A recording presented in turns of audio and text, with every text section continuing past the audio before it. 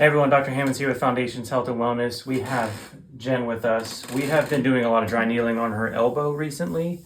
That's been very successful. So I wanted to make a video kind of demonstrate what that entails, how we work with the elbow with needling, and what muscles we'll be working on. So we're going to go through that today. So step number one, always clean the area. Elbows can be very tricky, especially with what's called lateral epicondylitis or tennis elbow. Tennis elbow, because a lot of tennis players, when they rotate the racket, puts a lot of pressure on that lateral aspect of the elbow. So a lot of pain here. But with that, yes, of course, you want to work the forearm muscles, but also connected to the elbow is your tricep. So we've found that if we work both the tricep and the forearm muscles, especially the wrist extensors, that it can help with tennis elbow. It seems to be working really well. So clean the area. I'm going to start at the tricep. I'm going to work my way down. I feel like this has been very successful so far. Mm-hmm. We're probably 3 or 4 sessions in. This is the third one. So elbow. Definitely not the funnest area to work on. And more of the tricep down towards the actual elbow, so the distal tricep. So usually throw about 4 or 5 through there and then the rest through here.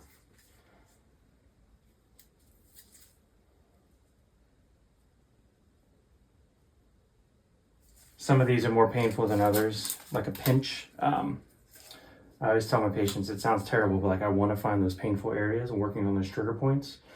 We find an area that's really not painful, not if it's a waste of time, but we're really looking for the areas a little more tender, because that means that's the trigger point or the area that needs more blood flow. So that's what we're looking for.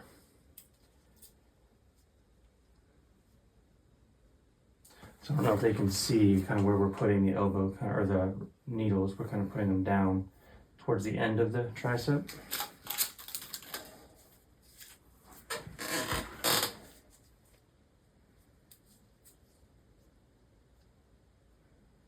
And of course, this is our 3rd, 4th session, so I kind of have an idea of what I need to work on. First couple of sessions, we kind of experiment.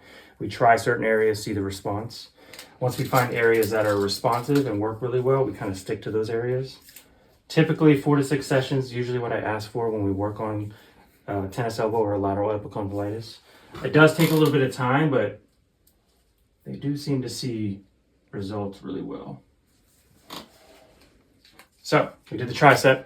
Now we're going to work on the forearm. Doing good so far? Mm-hmm. All good.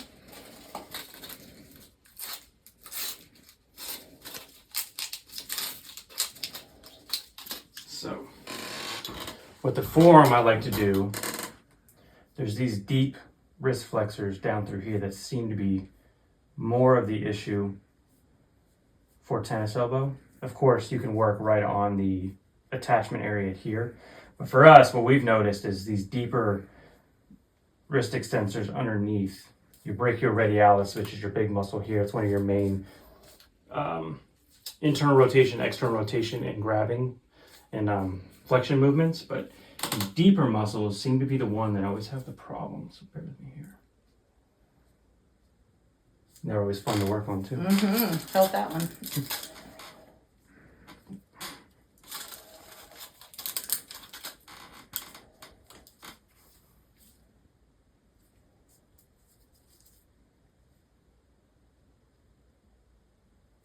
Good job. A few more.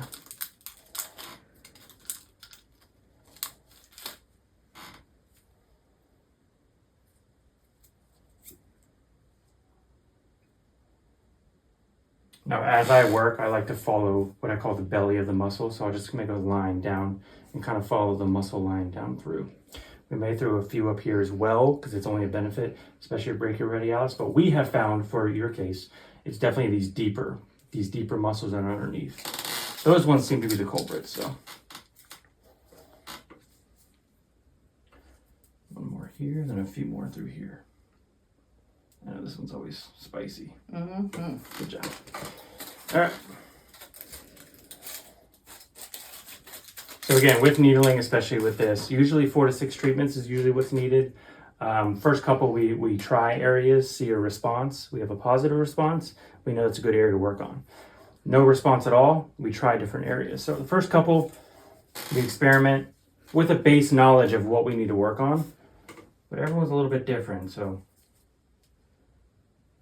one area might work on somebody else. A different area might be the solution for another person. So this is working the brachioradialis. This one isn't as painful, right? Not as bad. Never mind, not fun either. None of them feel good. Right there. Not yet. A few more.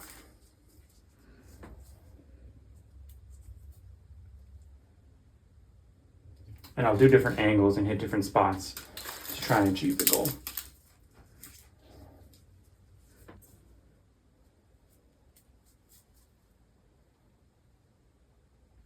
Good one. Felt that one.